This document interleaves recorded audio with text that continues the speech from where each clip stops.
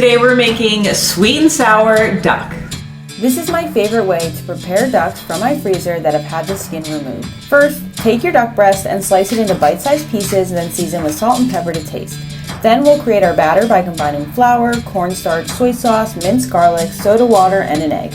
We'll mix that together and place the duck pieces into the batter and let it rest as we prepare the sweet and sour sauce.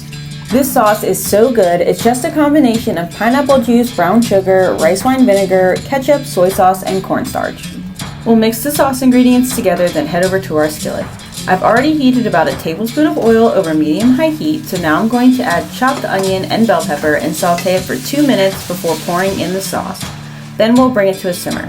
While it's coming to a simmer, heat frying oil in a separate skillet and bring it to 350 degrees. Once it's come to temperature, fry the duck pieces for just a few minutes until golden brown.